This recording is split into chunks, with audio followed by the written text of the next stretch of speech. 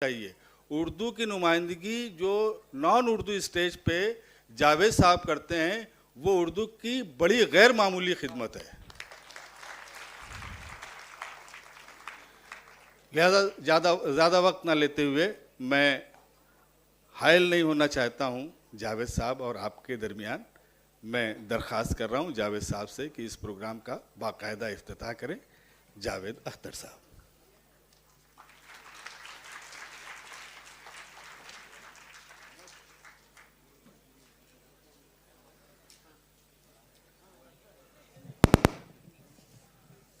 خواتین و حضرات، میں معذرت چاہتا ہوں سب سے پہلے کہ میں اس تقریر کے فوراً بعد چلا جاؤں گا. بدتمیزی سی لگتی ہے لیکن واقعی میرے کچھ پرابلمز ایسے آج آ گئے ہیں. اگر عبید صاحب کا حکم میں ٹال نہیں سکتا، اگر کسی اور نے کہا ہوتا تو میں شاید آتا ہی نہیں، لیکن عبید صاحب نے چونکہ کہا تھا تو آنا ہی تھا مجھے. میں یہ ہال دیکھ کے تھوڑا سا حیران بھی مجھے لگتا ہے لڑکوں نے اردو پڑھنا چھوڑ دی ہے. اب صرف لڑکیاں بھی پڑھتی ہیں، اور وہ بھی جو بغیر حجاب کے اردو نہیں پڑھتی ہیں. پہلے حجاب باندھتی ہیں تب اردو پڑھتی ہیں. تو یہ مجھے تھوڑی حیرت بھی ہے اور تھوڑا مجھے افسوس بھی ہے. میں آپ کو صاف بات بتاؤں، یہاں اور لڑکے اور ہر طرح کے لوگ ہونے چاہیے تھے.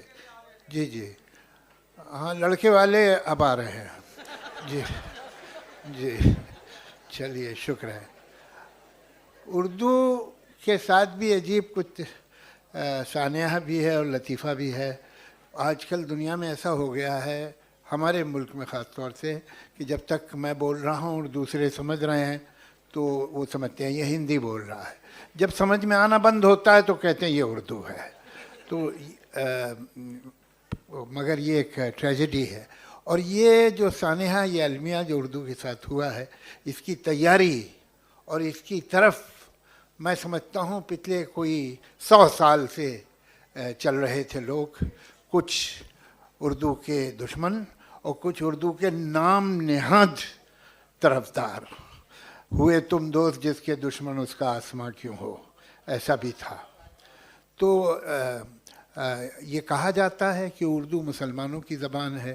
کون سے مسلمانوں کی زبان ہے؟ جو مصر میں رہتے ہیں وہ لوگ اردو بولتے ہیں، یا سعودی عربیہ میں جو لوگ رہتے ہیں وہ اردو بولتے ہیں، یا ایران میں اردو بولی جاتی ہے، یا کرغزستان میں اردو بولی جاتی ہے، یا شام لیبیا میں اردو کہاں بولی جاتی ہے؟ یہ مسلمان ملک ہیں سب. کویت میں، کیا کویت کے شیخ اردو میں تقریریں کرتے ہیں؟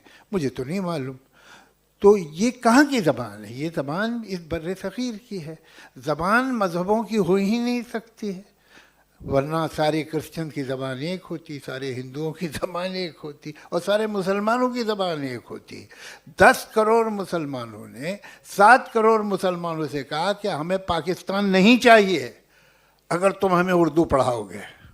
ہمیں بنگالی پڑھنی ہے، بنگالی. میں ان کی عزت کرتا ہوں اس بات کی. میری مادری زبان ضرور اردو ہے، لیکن جو بھی آدمی اپنی مادری زبان کی عزت کرتا ہے میں اس کی عزت کروں گا.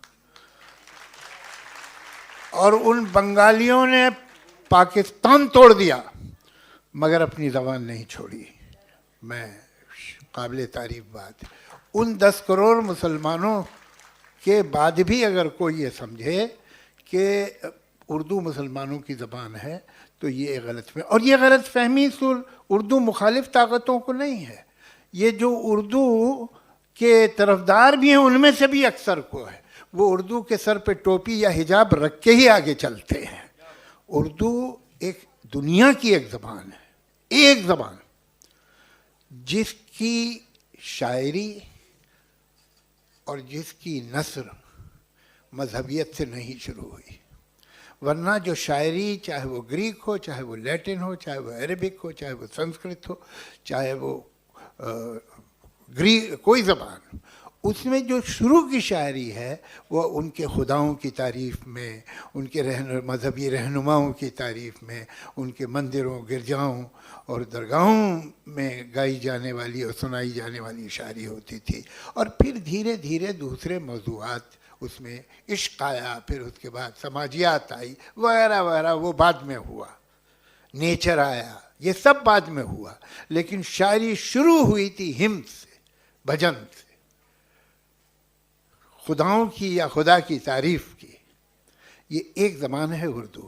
دنیا میں جو پہلے دن سے غیر مذہبی تھی، جو پہلے دن سے ایک انتہائی مشرکانہ رویے سے شاعری ہوئی ہے.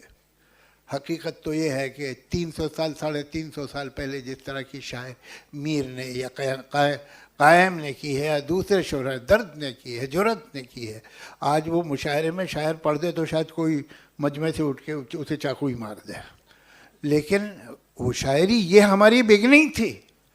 یہ 1857 میں نہیں، 1798 میں پہلی دفعہ ایک بزرگ تھے شاہ عبد القادر، جنہوں نے قرآن کا ترجمہ اردو میں کیا دلی میں، اور اس وقت کے جتنے فتویٰ دے سکنے والے لوگ تھے ان سب نے شاہ عبد القادر کے خلاف فتویٰ دیا کہ اس غلیظ، اس منحوس، اس فحش زبان میں کلام پاک کا ترجمہ کر دیا اس نے، اس کے خلاف ہو گئے. اور وہی زبان چونکہ انگریز کی اس میں مرضی تھی، اور انگریزوں کے طرفدار جو تھے انہوں نے ایک 70-80 سال میں اس کی ایک داڑھی چپکا دی اور ٹوپی رکھ دی اس کے سر پہ. یہی جس کو سارے علماء نے فتویٰ دیا تھا کہ اس زمان میں کیسے آپ نے کلام پاک کا ترجمہ کر دیا. یہ بات لوگ بھول جاتے ہیں.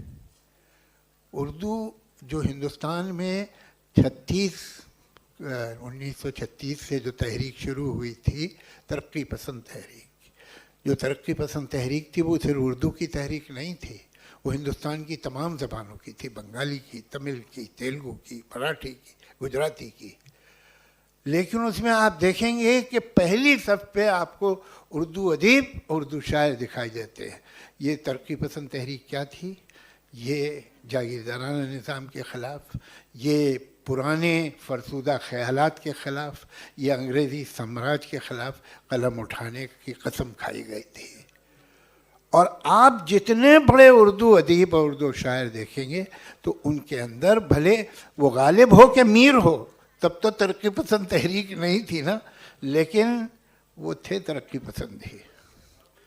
امیر زادوں سے دلی کے مت ملا کر میر، کہ ہم غریب ہوئے ہیں انہی کی دولت سے. تو یہ جو رویہ ہے کہ کعبہ میرے پیچھے ہے کلیسا میرے آگے، تو یہ رویہ اردو شاعری اور اردو انٹلیکچوئل کا اور اردو کے سوچنے اور سمجھنے والے انسان کا ہمیشہ رہا ہے. یہ اردو اس لیے ہی زندہ ہے. اردو اس لیے نہیں زندہ ہے کہ اس میں فرسودہ خیالات ہے یا اس میں پرانی سوچ ہے یا دقیانوسی خیالات پہ جی رہی. نہیں، اردو اگر دنیا میں مقبول ہے تو اپنی اس فراغ دلی اور روشن دماغی کی وجہ سے ہے. تو اسے کم نہ ہونے دیجیے گا. یہ کبھی کبھی یہ مجمع مجھے اور سیکولر دکھائی دینا چاہیے تھا. مجھے دکھ ہو رہا ہے جو دیکھ رہا ہوں. ایسا لگتا ہے کسی مدرسے سے آپ ایک ساتھ لے آئے ہیں سب کو. ایسا نہیں ہونا چاہیے. اردو آپ جب کہتے ہیں کہ مسلمانوں کی زبان نہیں تو بتائیے کیسے نہیں ہے، دکھائیے. اور آج کل تو میں دیکھ رہا ہوں بہت سے غیر مسلم لڑکے خود اردو پڑھتے ہیں اور سیکھتے ہیں اور بےحد اچھی شاعری کر رہے ہیں. تو وہ ان کو جیسے ایک زمانے میں، اب تو خیر یہ رسم بھی نہیں رہی، میں ایک زمانے میں کیبنٹ میں ایک دلت اور ایک مسلمان منسٹر رکھا جاتا تھا. ویسے مشاعروں میں میں کبھی کبھی دیکھتا ہوں انہیں. لیکن ہمیں اس سے باہر نکل کے روشن خیالی اور جو فراغ دلی اردو کا مزاج رہا ہے، اگر اردو کو زندہ رکھنا ہے تو آپ کو اس مزاج کو زندہ رکھنا پڑے گا. شکریہ. میں اجازت دیتا ہوں.